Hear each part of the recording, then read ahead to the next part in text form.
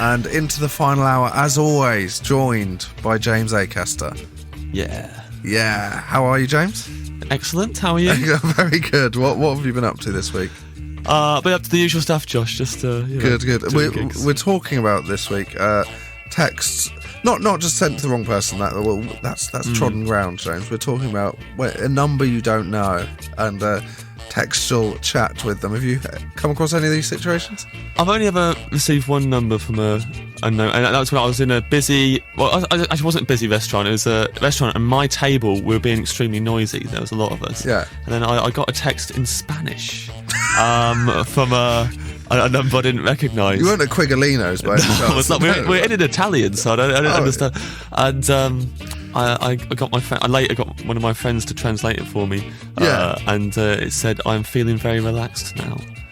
So what did it have to do with you being loud in a restaurant? Well, I don't think someone had actually seen us being loud and then texted us, because that would have been the guess. I think these were unrelated incidents. Yeah.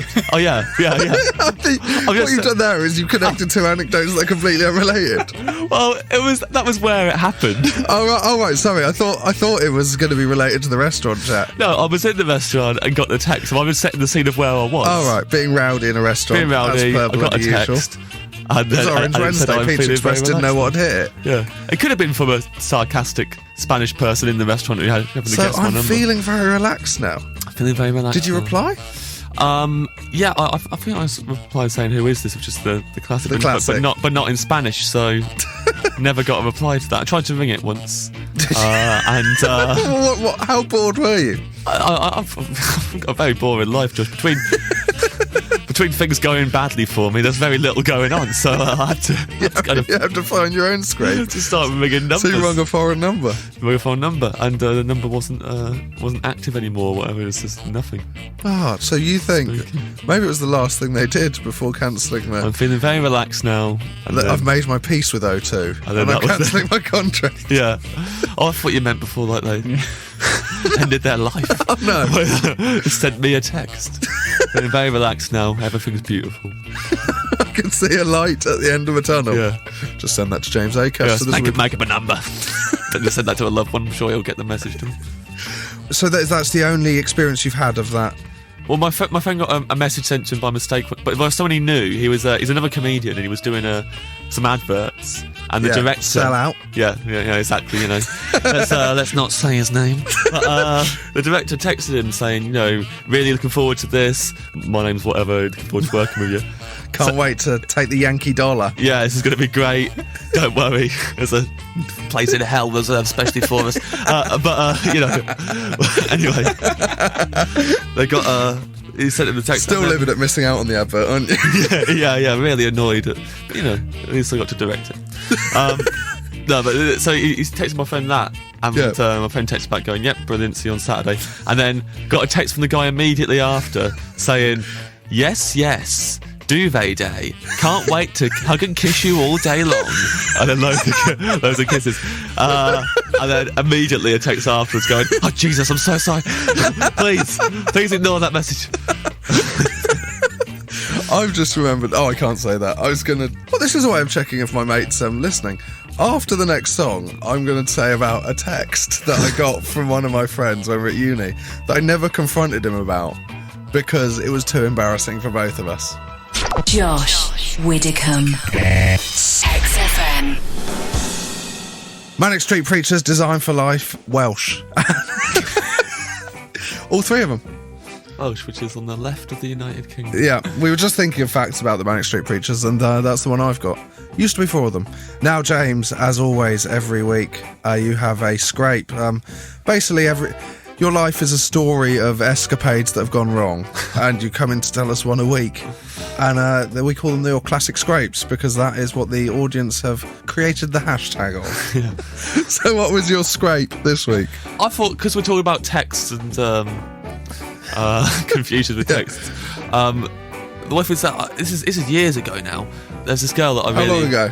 4 years Did you talk into ago. the wrong cup on a piece of string? Yes. I sent a telegram to the wrong maiden. But Do you think that ever happened? Sent it to the wrong wench. Have you ever made that mistake? No. The page just totally gone. Yeah, presumably you get letters Messenger. to the wrong address. Yeah, some messengers must have gone to the wrong person. Wrong carrier pigeon. Anyway, We digress. probably about 4 years ago, there's a girl that I really fancied her, Yeah. and she knew that I did. Yeah. Because I told her. How had you told her? I had done one of my classic, not scrapes, classic misreaders of the situation where I think that because I feel a certain way, then surely Yeah. this is mutual. And I very often, if I fancy someone, just tell them early doors and mess it up. Yeah. So I got overexcited. You go all in. Said, hey, we both feel like this, right? She goes, not really. Great. So, but we continued to be friends because we got on really well. Yeah. But things were like a bit awkward. I was like, you know what? Probably just doesn't really want me around much. I kept my distance. And then one Christmas, this is about a month after I told her that I like her, I got a text from her. Oh no. I'm at a Christmas party and bored out of my mind. Please come and rescue me. Yeah. And I was like, and then she put the address at the bottom of the text. I was like, this is brilliant. Playing into my hands. Hello. 2 glasses of eggnog and let's see where it leads. Yeah. So drove. He didn't even text back saying yes. I just drove there. So excited. Just got in the car. Yeah. Straight to the venue, which by the way was a primary school because her dad worked at a primary school, used to at least. So everyone was kind of. It was like the staff do. And I got there, and I didn't know what door to get in, so I texted her saying I'm outside. And then she came out, she looked crestfallen, just absolutely gutted. And I was like, oh, this is a strange reaction to United shining armours here. Like, Maybe the party had picked up, you were thinking. Yeah, She was disappointed she'd had to come outside at all. yeah, and she literally said this. She went, oh, that's a group text, and you're the only one who showed up. Oh, no. And I was like, right. And she, very reluctant. Do you want to come in? I was like, oh, okay. I went in, and we were, by about 30 years, the youngest people there. Like everyone else was very old. And we sat down on this table with a load of other pensioners, and she went, I'm just going to go and get a drink. And then she just went, and I honestly didn't see her again for the rest of the. She did.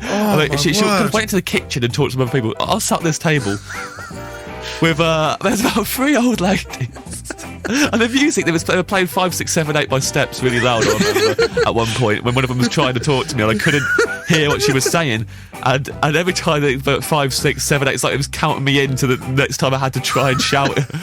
Yeah, and eventually I hit a point in the night where I thought, well, this is awful. Yeah. So I'm going to just try and have the best night ever to rub her face in it. So that when she... Yeah.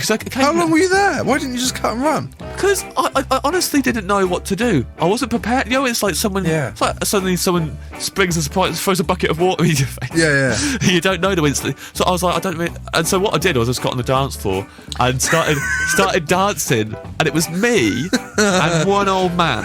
And that was it. And we were dancing to... It was Virtual Insanity. Jamiroquai. Right, by Jamiroquai. You weren't just saying it was Virtual Insanity. Yeah, Virtual Insanity. Look at the Christmas classic. when I want to think Christmas, I put Virtual Insanity on. And me and him, Return of the Space Cowboy. They didn't have it on them. Yeah, me and him just dancing. And this is the most heartbreaking bit. I then, while dancing the Virtual Insanity, I remember looking at the door, the main double doors. There was a window in it, and seeing her with a bunch of young people who had replied to the group text there. And she'd obviously gone, don't go in that main room. A really weird guy is in there.